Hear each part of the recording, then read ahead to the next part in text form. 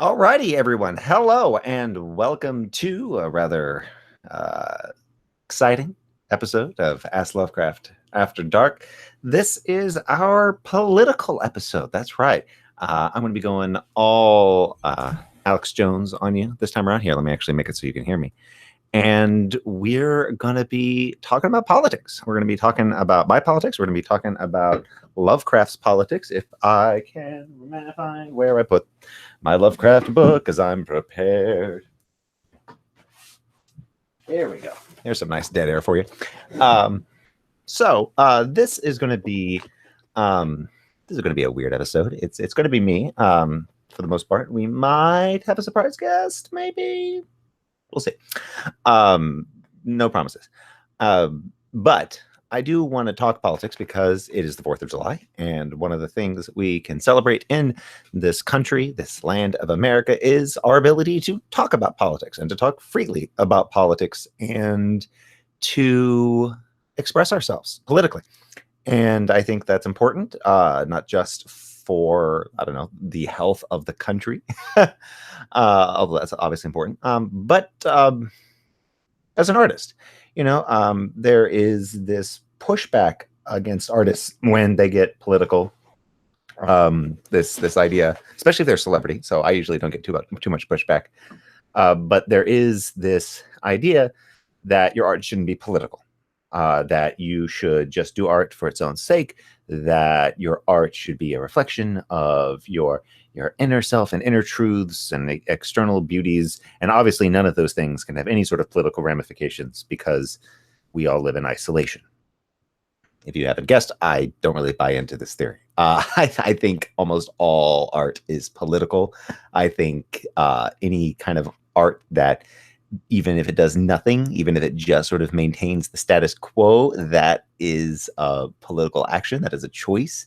That's debatable, and we can debate that. There is, of course, the live chat where y'all can argue with me. You can ask questions about either sort of my stances or Howard's stances, and I will do my best to sort of address those, but I will sort of lay down some ground rules. This is a space that I've curated, the Ask Lovecraft Appreciation Society, not based on people who agree with me politically, based on people who absolutely share all my values, but I do try to keep out the worst elements that sometimes lurk in the corners of Lovecraftiana. I pretty much keep out anyone who has giant Deus Vult banners on their Facebook profile. Anything that's explicitly white supremacist. I don't have time for that, and I don't want to have to lean into that as that's an issue within the world of Lovecraft. Lovecraft himself, obviously, as we all know. Hey, Clayton. Clayton just gave me a nice shout out. Lovecraft himself held very odious racial views, many of which were perfectly in line with other writers and thinkers of his day, many of which were to the extreme and were sort of way off in their own world. So we're going to talk a little bit about that and how you address that, and how addressing that or not addressing that is a political choice, because it absolutely is. And I thought I would start. For those of you who showed up early, I'm going to read a little bit of Lovecraft's own words about politics, because I think they set the tone in an interesting way. And so we'll sort of start with that and see what people think. Regarding politics and sociology, the utter complexity of human nature and the tremendous doubtfulness and variability of all social problems make it impossible and unscientific to be dogmatic on any point. All the individual knows is that he is here, on this planet, with his own fortunes to carve out. His problem is simply how to make the tedious ordeal of living most worth enduring for himself, and to this end he must consider all sorts of systems and groupings with other individuals, tracing out their probable ultimate effects upon him.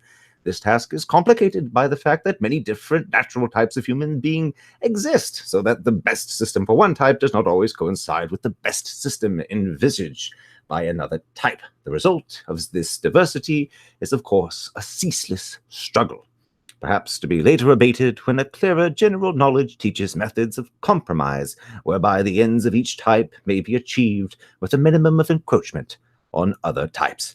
My own views of social organization change constantly as new evidence and fresh trends appear from year to year, the only persistent factor being my settled conviction that the best civilization is that which gives the freest play and greatest encouragement to the highest, i.e., most evolved attributes of mankind.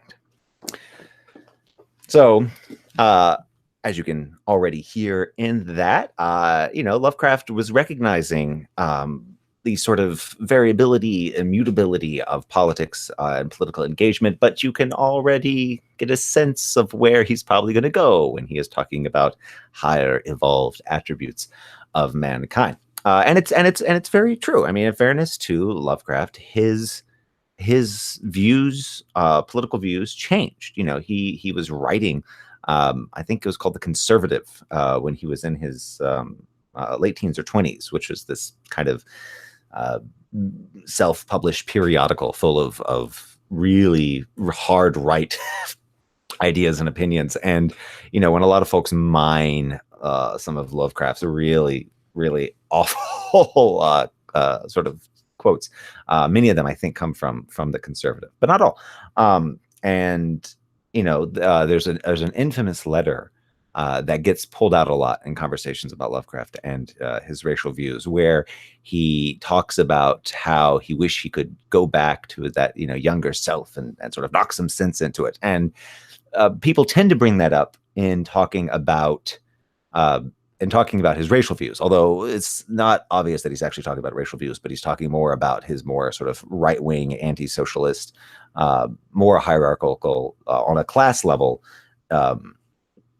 viewpoints, which changed. By the end of his life, he was very much sympathetic with the New Deal, with sort of democratic socialist sentiment, which, again, even at the time, was also incredibly racist in America.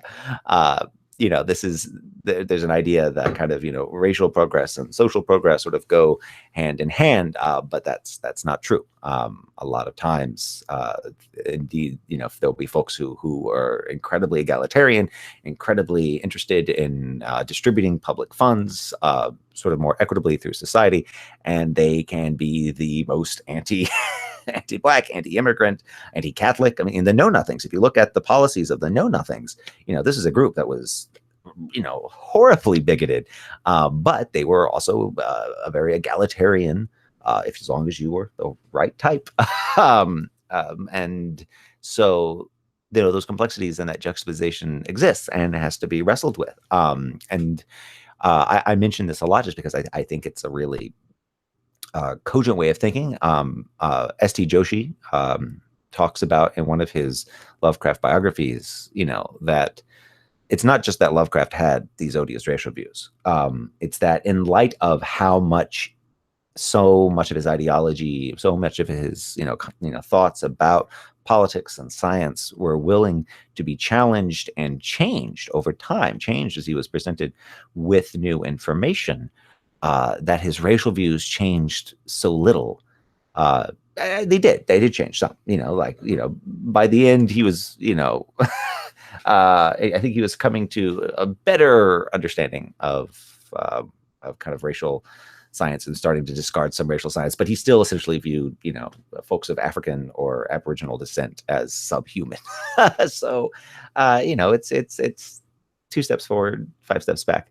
But I think that ability of him to change and to engage with ideas is laudable. And this is, so I just read out of A Means to Freedom, again edited by S.T. Joshi and by David Schultz and Rusty Burke.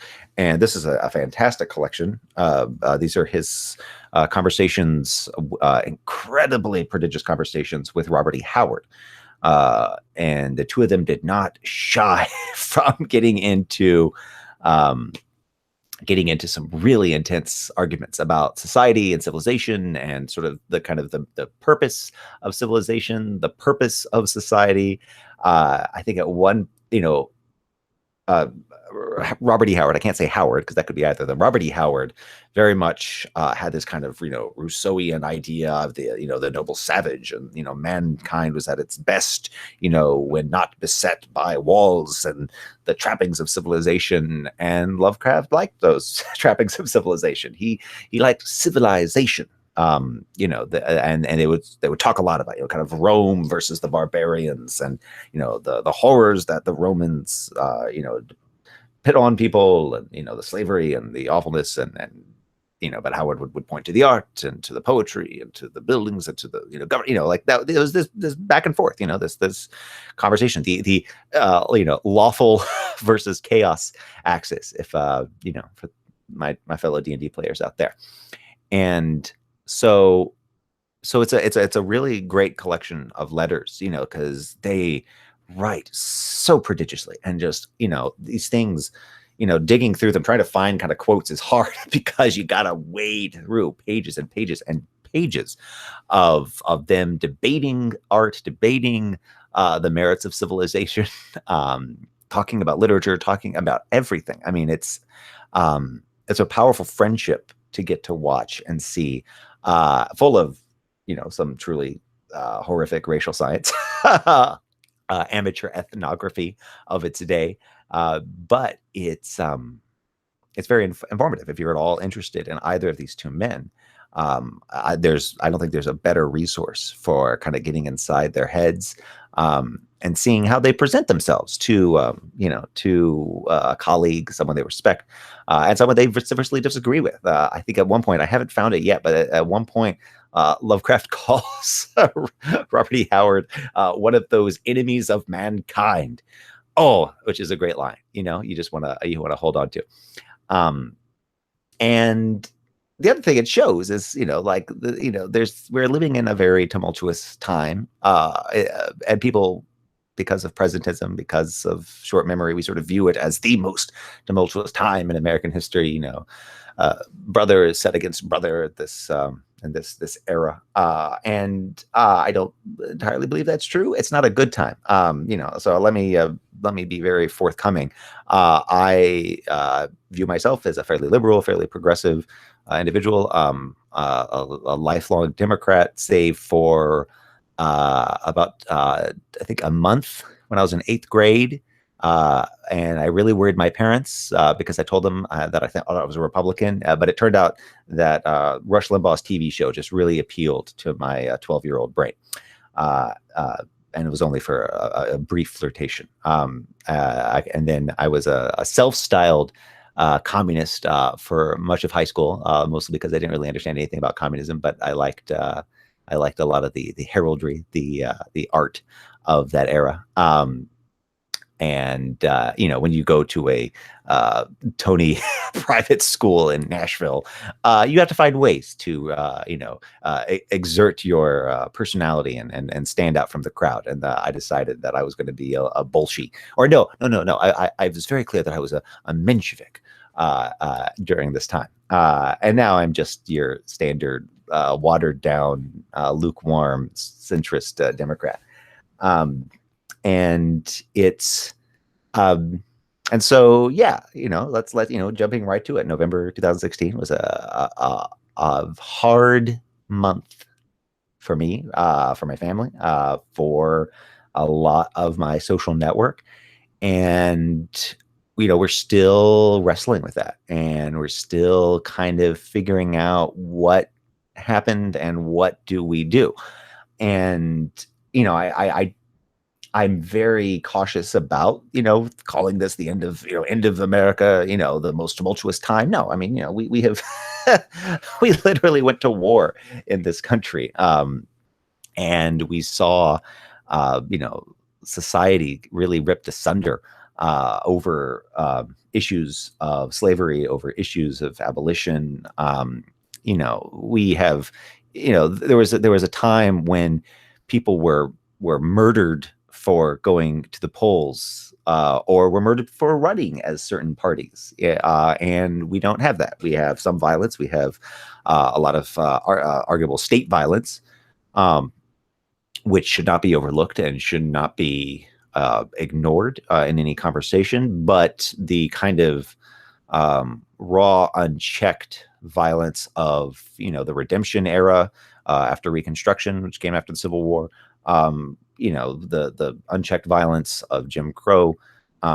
We're not in that time, and a lot of my personal politics comes from that kind of generationally. My parents both grew up in the South. They both grew up in fairly conservative households, but going to college in the '60s became very liberal, became very progressive. But even within their conservative homes, they pushed back against a lot of what they saw. Both my father and my grandfather were listed in Mississippi's Sovereignty Commission. And if you don't know what the Sovereignty Commission is, essentially, it was this partnership between the state of Mississippi and this kind of citizens network. And the idea was to maintain the sovereignty of the state of Mississippi and to push back against federal overreach and any attempt to undo, the goodness of Mississippi. But what it largely came down to was looking for subversive elements attacking segregation. Anyone who challenged segregation in the mildest of ways, was made note of and put in special files in case something needed to be done about them. And this happened to both my father and my grandfather. And years after this fact, the state of Mississippi released all this information. They took it, they made it searchable online. You can go and see not only that, my father and grandfather's names are sort of listed there, but they clipped, someone physically cut the newspaper articles that mentioned their names. So there was, in my father's case, he attended a town hall meeting and didn't stand up when Dixie played and was protesting the bringing in of some pro-segregation speaker. And my grandfather spoke out in support of my grandfather's a pastor, and he spoke out in support of another pastor who was speaking out against segregation. So again, these are not, they were not, John Brown. My family was not storming an armory, preparing for the coming race wars. This was a fairly mild act, in one case of barely mild act of civil disobedience, another case just a public act of sympathy. But that was enough to be deemed notable and to want to be kept tabs on in case something had to be done. And if that doesn't scare you, then I don't know what will. The fact that was happening in America, during, within, living life, living memory, and so being aware of that history, really impacted me. And another big impact on my politics was growing up in West Africa, growing up in Nigeria. My parents were both medical missionaries in Nigeria. My father was a medical missionary. My mother did worked at a seminary and did library sciences and public speaking and education. But being in Nigeria, growing up there as a child, it couldn't but affect me. Not that I'm some sort of like Biafran separatist, not like actual Nigerian politics, but growing up in another country, seeing the world, as from outside, sort of one set of borders, traveling, bopping back and forth between Nigeria and America, that acted as a real antidote for parochialism. I couldn't just see my own hometown as the be all and end all of the world because, well, I had seen more of the world. And that, that made any kind of sort of knee-jerk jingoism, nationalism, very suspicious to me. again, I do think there is something particularly exceptional about America. I think the American story, the American myth, is an important one. Um, but it's also is a myth, right? I mean, like, and it's a legend, and legends are important. Legends and stories, the stories we choose to tell about ourselves are incredibly important. But you can't lose sight of the fact that they're stories, and start to take it as uh, so gospel, that any challenge to any, of the kind of vestigial tropes or images or artifacts of that Americana are these grand heresies and attacks on your own personhood. So yeah, I don't have a lot of I don't have a lot of truck with that kind of getting angry at people kneeling during the national anthem. I don't, flag burning doesn't particularly rile me up. Oh, and we've got some Canadians here. And I just got back from Canada, and we can talk about Canadian politics as well, because I actually find Canadian politics very interesting in juxtaposition with American politics. And it's, I had I had a fascinating time living in Canada, following politics very closely, knowing that I couldn't participate. Whereas in America, where I could participate, I perhaps didn't as much. And we'll touch on that as well. So yeah, so these things, kind of where I came from with my family history, and where I literally came from, where I was born, had real profound impact on how I would kind of come to see the world, and the kind of the political realities that I would gravitate towards. And it was and then all of this kind of oddly culminated in leaving Canada and coming back to the United States, and suddenly becoming much more politically charged and much more politically activated. And this was 2015 when I came back, and I can thank Donald Trump for it.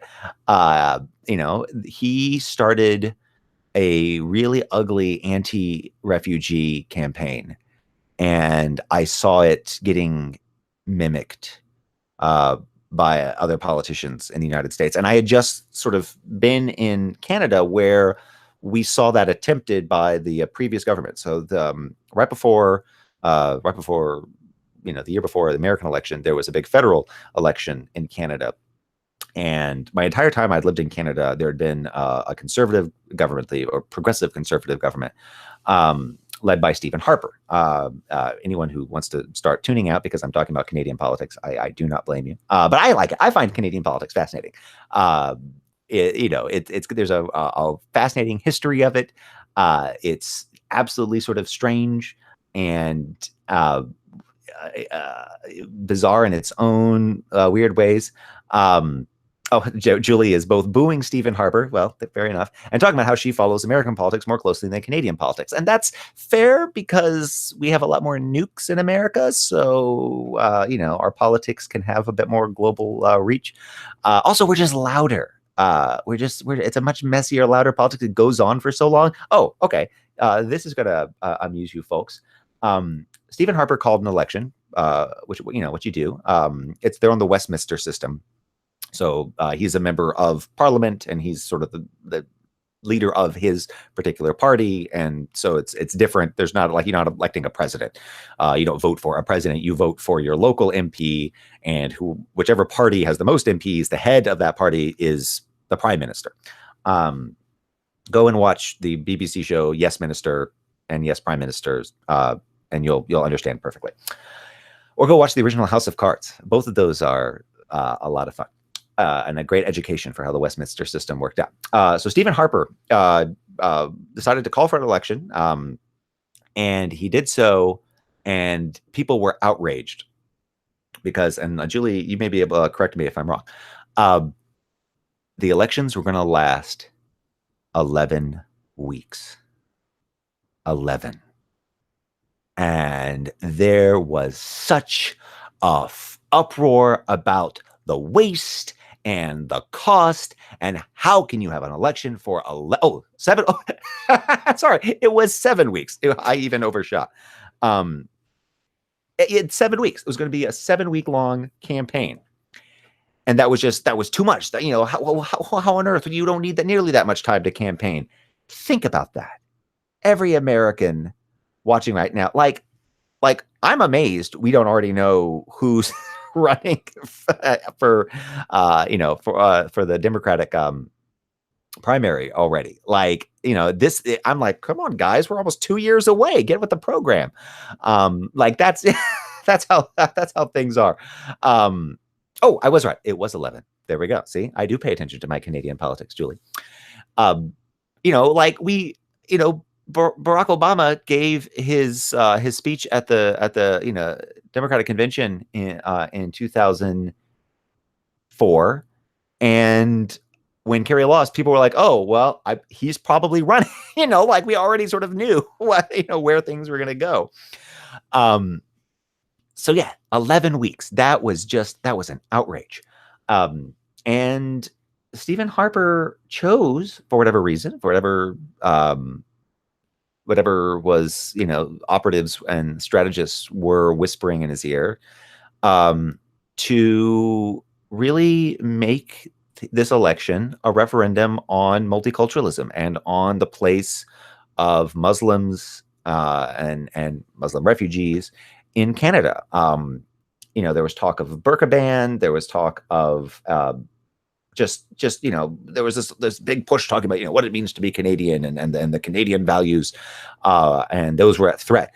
And it was ugly to watch. It was really just to see things. To see things going, and see people arguing about this, I felt gutted. I felt awful, because I was living in Toronto, and Toronto is this incredible multicultural city. People of every race and religion are present there. You're walking down the street to go to Tim Hortons, and there's a Falun Gong demonstration, in front of the Chinese embassy, and you're like, oh, sorry guys, I thank you. And then there's you're seeing Hare Krishnas coming up the other side of the street, and you're like, oh, I'm going to duck in this alley to get out of the way, and boom, it's a Hindi and festival, a cultural festival. Like it's just. It's fantastic. And so to see the country, choosing to, not talking about, healthcare, which, matters, but like not really arguing about healthcare, not really arguing about energy policies. I mean, those were all there, but like really the meat of it was this ugly ethnic chauvinism, and this appeal to this kind of nasty nationalism. And Harper lost. He lost, and we got Trudeau, which all my American friends love, and most of my Canadian friends are really scowly about. They prefer him to, as many have said, he did. Trudeau has done what he was elected to do, which is not be Stephen Harper, and he's done not much else. But yeah, to see that just so solidly rejected at the polls was very heartfelt. And I was like, oh, okay, this is giving me hope for my adopted country. I gotta go, guys. Bye. And we left that month. I think the elections were in October, and by the end of October, we were back in the States. We were in Ohio, and not even a month after that, I was going to Google the phone numbers for John Kasich, my governor, Rob Portman, my Sherrod Brown, my senators, and Bob Gibbs, my congressman. And I was yelling at them because I was seeing the same thing happening here in America. Donald Trump was attacking Syrian refugees. He was talking. I don't know if we had started talking about the full Muslim ban yet, but we were headed in that territory. We were headed in that direction, and it was terrifying. Kindness to refugees, kindness to those seeking a better place is, that's America. Am I the only one who watched An American Tail? Or am I the only one who watched American Tail and didn't side with the rats? That's that's America at her best, right? That was, how I was raised to believe. That was what that's been, I never thought of that as like my central underpinning political philosophy, but over the course of the last 3 years, and it's terrifying. And it was terrifying to see this happen in my country. And so, yeah, this is when I started yelling at my congressman, yelling at my senator, my governor, largely because they were aping it, right? They were turning people fleeing horrific violence into a security issue, and treating it as if it was some unique, part of American history, as if we had not, let in Italians when there was a fear about anarchism, and there was Italian American violence taking place in not just the mafia, but like if you guys can look up, the bombings that took place in New York, the anarchist bombings of Wall Street. We remember the horrible bigotry that was faced by Irish immigrants, who themselves, also, had a system of organized crime, who also, were involved with the IRA. Like, no people group doesn't have some connection to, organized criminality, organized violence. And yet we understand that as a country, we are made better by including them in our fabric. And the times when we have turned people away, the times when we have told them no, are eras of shame for us. And I'd almost I can't think of any point in American history when faced with an immigration crisis, when faced with a refugee crisis, we look back and go, we should have done less for those people. We did too much. The one exception, I brought this up before, and the one exception someone pointed out was we probably should have done less for the various Nazi war criminals that we brought over. But there you go. So that was the beginning of my getting politically engaged, and yeah, it was just this kind of one thing, phoning and trying to kind of raise awareness about the importance of accepting refugees, and then 2016 and the election, or the build up to the election. And you know what? I got caught up in the circus. I treated it like a joke. I remember what happened. I think one night I got like Skittles and Cheetos, because remember the whole poison Skittles line? Remember 2016 when there were outrages going on that we have now already forgotten. And yeah, I remember hosting a debate party and having one bowl full of Skittles, one bowl full of orange Cheetos. Ha ha ha ha ha. And yeah, then November happened, and the November happened in the wake of a man bragging about committing sexual assault. November happened in the wake of a man bragging on television about how he was going to force soldiers to commit war crimes against the families of alleged terrorists. November happened after so many outrages, so many horrors, so many things that should have disqualified anyone. And so flash forward a few months, and the mayor of my small village of Gambier, she approached me. She goes to my wife. For those who keep track, my wife is a priest in our little community, and the mayor attends our church. And she came up to me and told me, Lehman, I have a question for you. You can say yes now. You can say no later, but you can't say no now. You have to at least think about it. And she asked if I would join the village's planning and zoning commission, and help people help people get their fences approved, and make sure that their decks were up to code, and they weren't threatening the rural value of our community.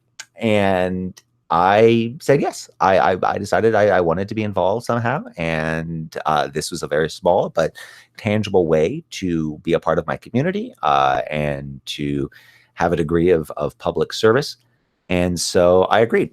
And then she began nudging me a few months later, since I was now nice and fully entrenched in in the Planning and Zoning Commission, she said, well, we're going to have elections in November, and we're going to, we're going to have 4 seats are going to be available. So there's going to be 2 council people are running to reclaim their seats on village council, and one's stepping down and one's moving away. So there's going to be four seats, and the elections are at large.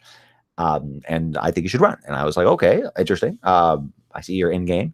And I went to my wife and said, do you think this could work? Do you think like I could, we can this work with our kids? And we knew, did we know? Yes, we knew that we were going to have a son or a child. We didn't know it was a son at the time. We knew we were going to have a child showing up towards the end of the year. But yeah, we decided to go forward. And I reached out to a friend to be my campaign finance chair, and I decided to try to run.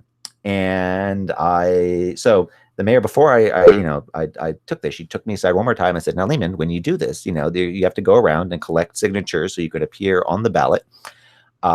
You only need 50, get 70.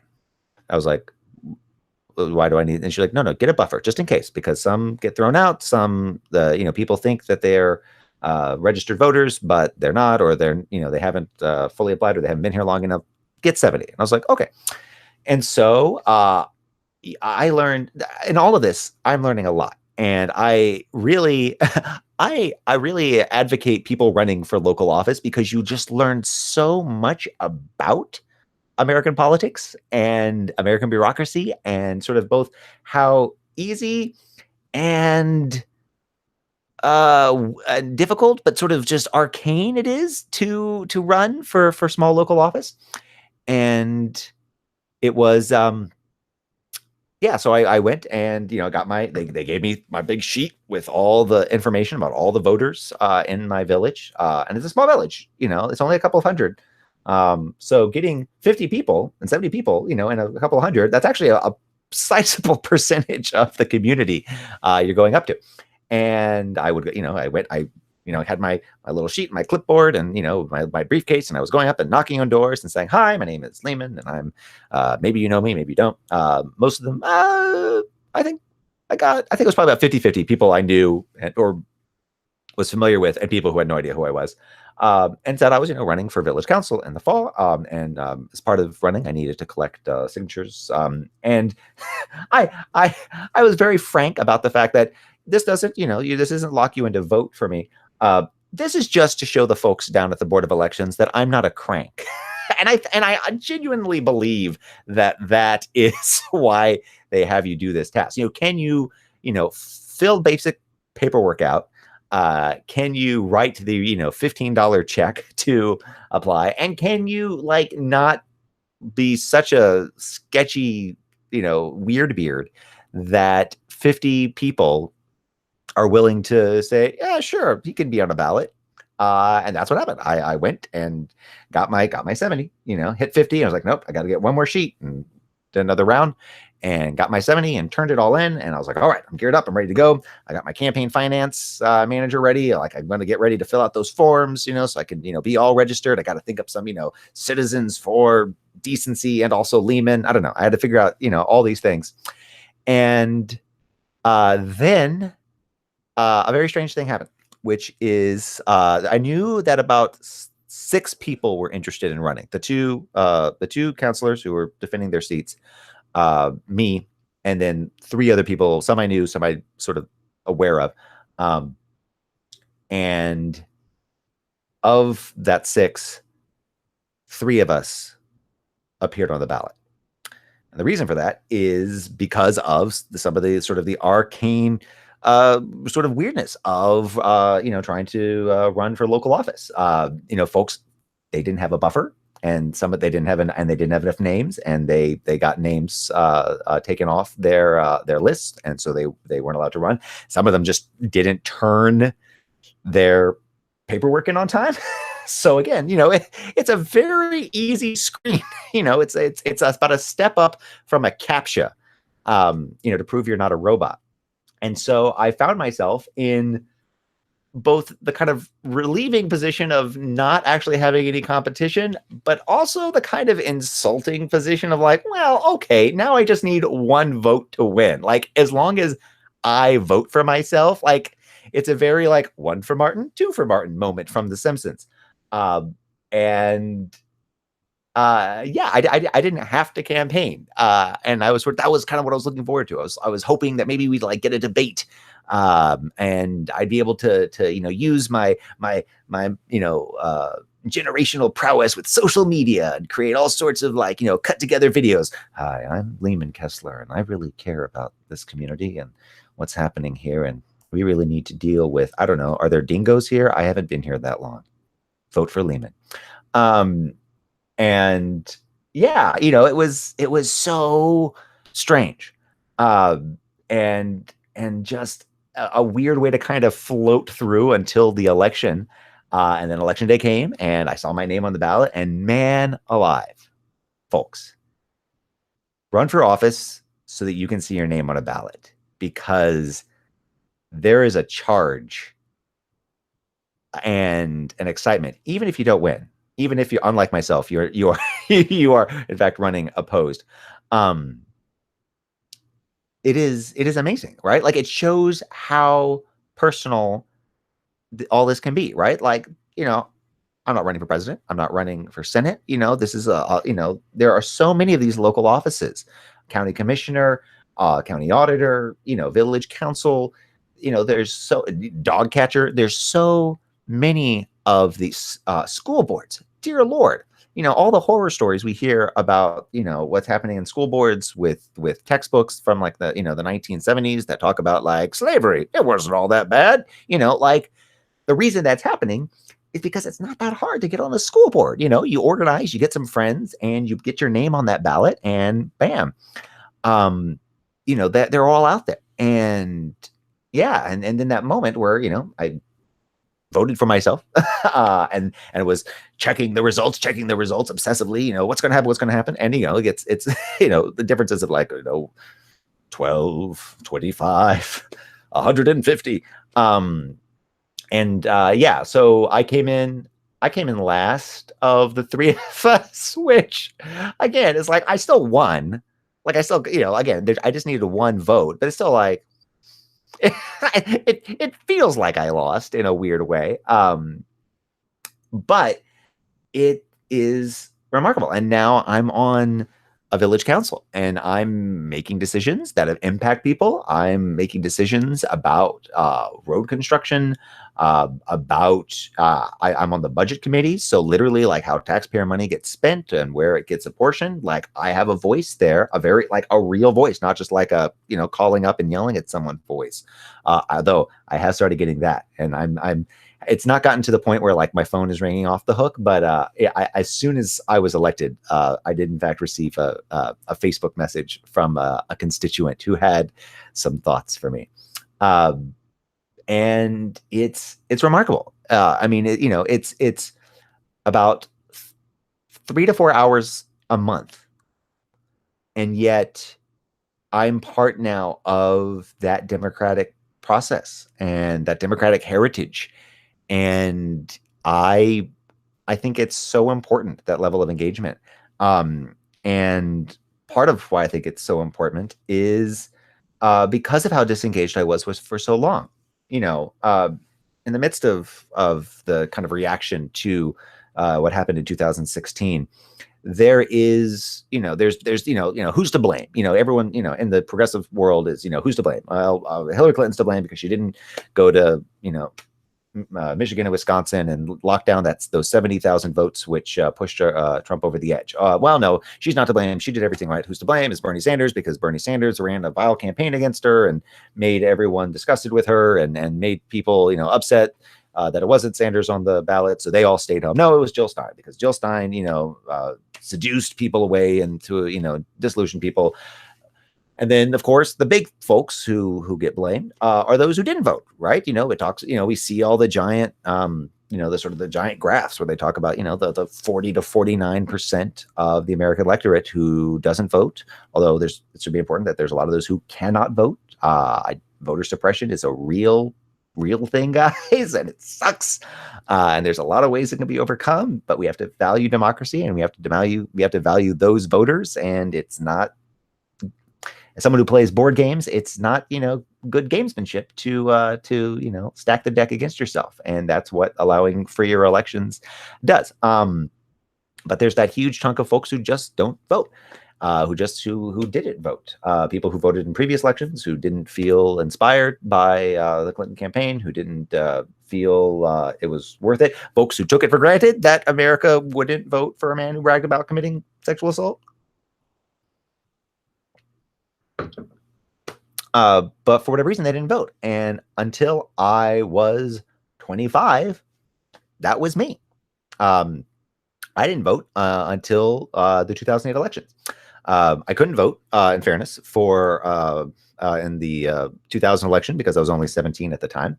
But I certainly didn't vote in the 2002 elections. I could have. Those midterms, I did not vote in those.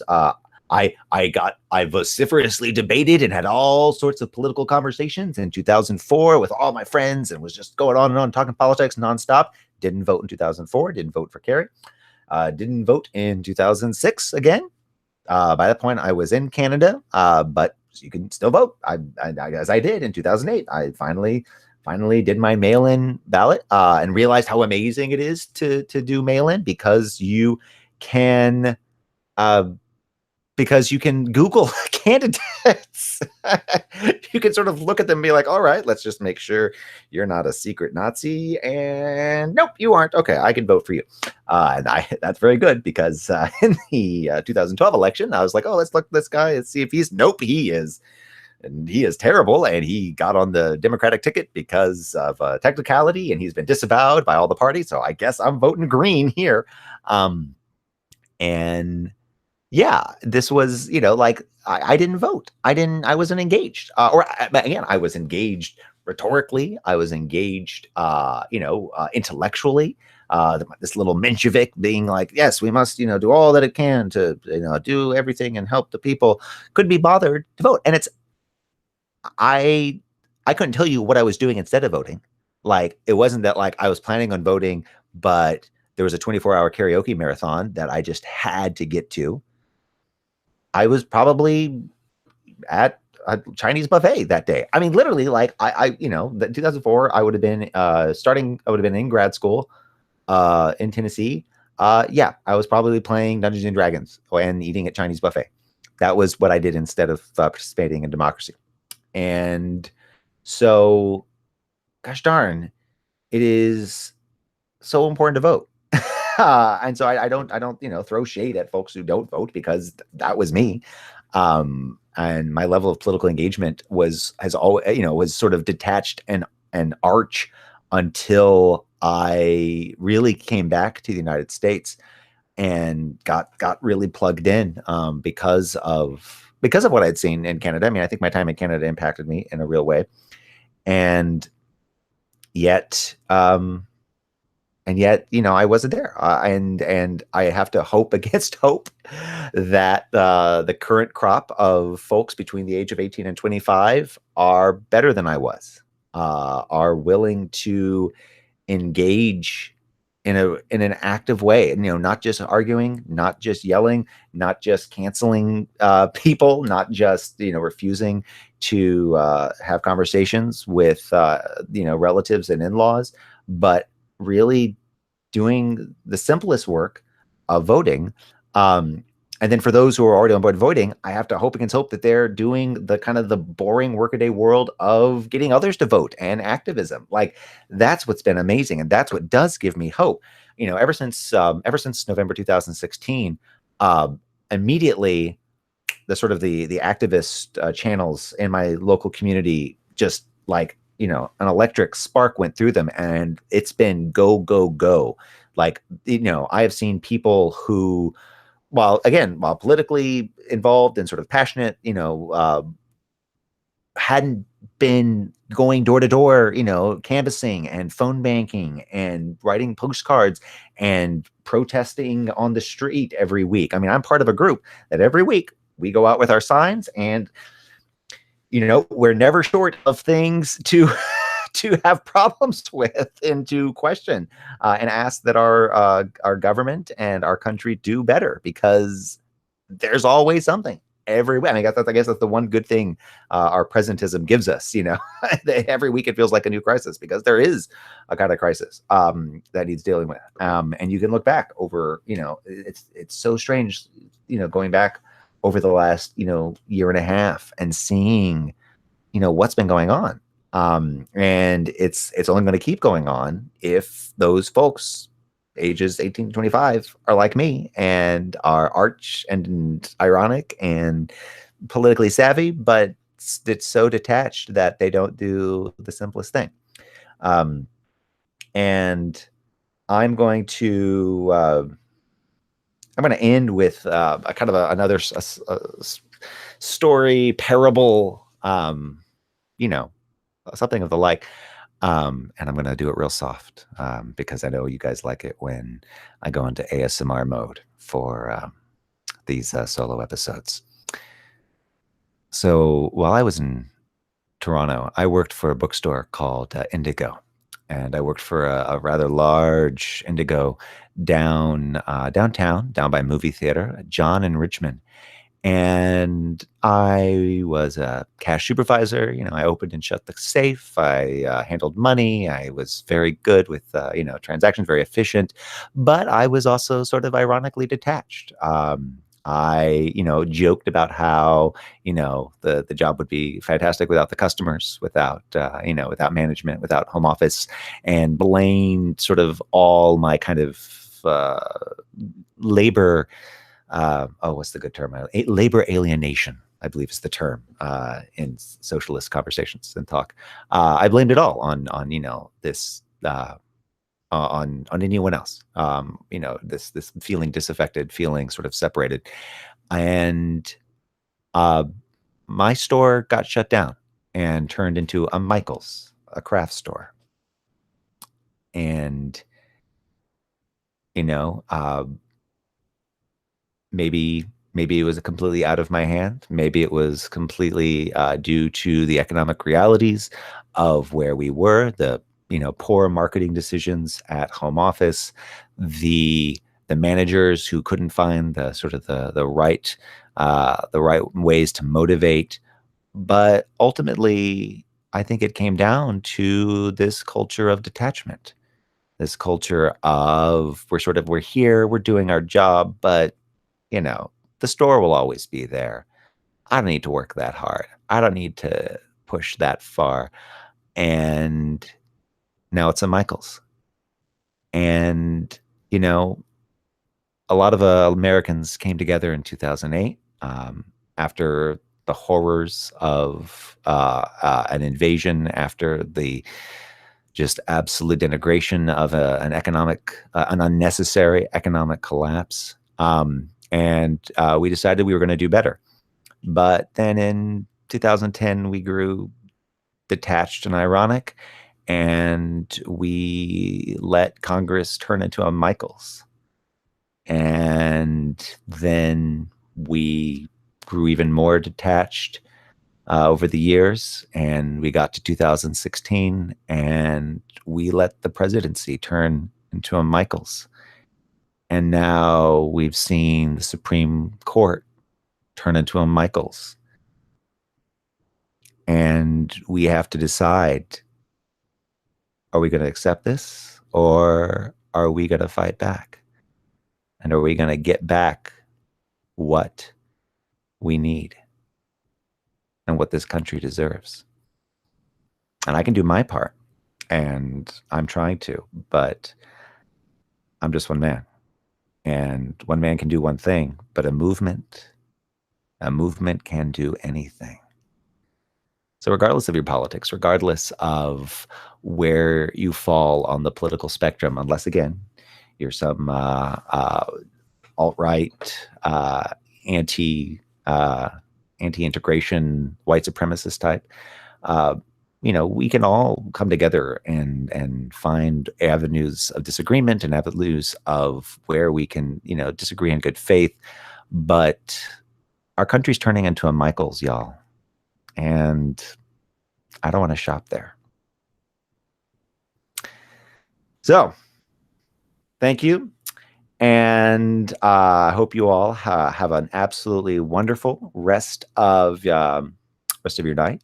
And we'll hopefully get some guests on in the next little while, so you don't just have to see this mug going on and on and on. But I want to thank you all for sticking through this, for letting me talk about Lovecrafts and my politics. And I'm excited to see where things are going. It's there's a lot of exciting energy out there, and for all that I've gone on this tirade and terror, I do ultimately have hope, and maybe it's a false hope, but I do ultimately believe in the story of America, despite her sins, despite the horrors she's wrought. She is still the Statue of Liberty, holding out that light for the world, a light of hope, not just for those abroad, but for those within her shores. And I think we can do better, and I think we will do better. And it's going to be because we work together and have a sense of community rather than a sense of isolation, a sense that we're having to all do this alone. And I hope you all go out and wherever you are, find ways to key into that, find ways to find that communal existence. It's so much better than trying to do all this by yourself, everyone. if I can leave you with one final message. Yes, I have wine left, because when I don't have a guest, I don't have a chance to actually drink it, Julie. That is so, I could chug this, but then I'm going to have a headache, and it's hard to fight the good fight with a headache. So again, thank you all. If for some reason this is your first time watching the show, you've been watching Ask Lovecraft After Dark. I am Lehman Kessler. I impersonate H.P. Lovecraft 3 times a week at asklovecraft.com. You can we do this show, Lovecraft After Dark, about once every 2 weeks. And if you want to be part of the live conversation, I suggest you do so by joining our Facebook group at the Ask Lovecraft Appreciation Society. They get first crack at chatting with me and hearing this, and then we release this to the general public later. You can follow Ask Lovecraft and myself on Twitter, either at Ask Lovecraft or at Lehman Kessler. If you're interested in live shows, articles, interviews, me doing bizarre live Dungeons and Dragons gaming and the like, you can just go to lehmankessler.com, where I keep all of those links. But I want to thank everyone for watching, and I hope you all have an absolutely wonderful rest of your time.